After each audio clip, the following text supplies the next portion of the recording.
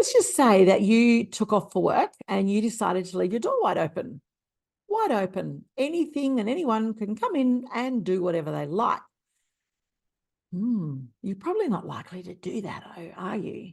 You're probably more likely to go, no, I'm going to shut my door. In fact, I'm going to lock my door because I'm the only one that decides who comes into my home.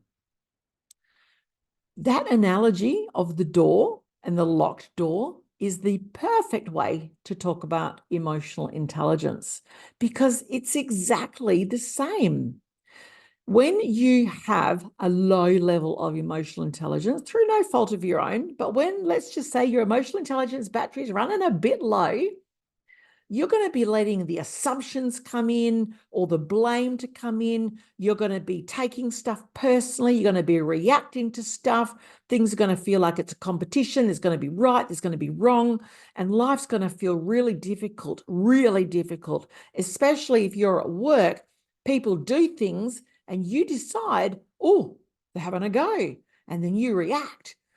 What's happening is you've simply left your door open and all of these things are coming in because you don't have the level of emotional intelligence determining the way that you interpret things and respond to things.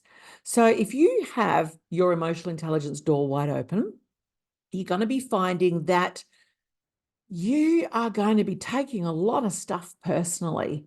You're going to be up in your head about what the hell did they mean by that?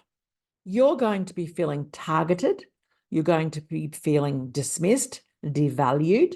You're going to be feeling as though everyone is having a go and that you're not taken seriously. If you're a leader and your emotional intelligence door is wide open, you're not going to be handling conflict well. In fact, you're probably going to be picking a side and then, supporting that side, but dismissing everyone else's point of view.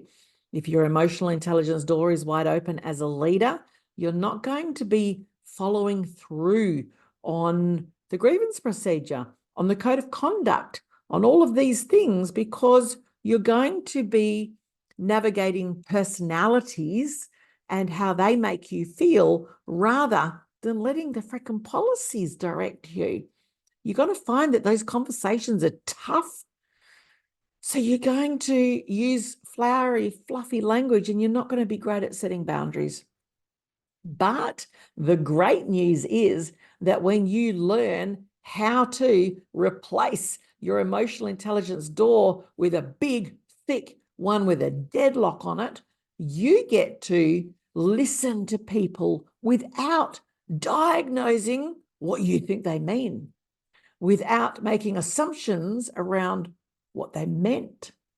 You aren't going to be seeing two people at war against each other. You're actually going to be seeing a pathway that you can lead them to an incredible resolution without either party needing to compromise their own values. It really is as simple as that. If you're finding that people are doing your head in, if people aren't listening to you, if people are always having a go or making you feel a certain way, you've simply left your emotional intelligence door open. And that's why all these things are able to get in. And you know what?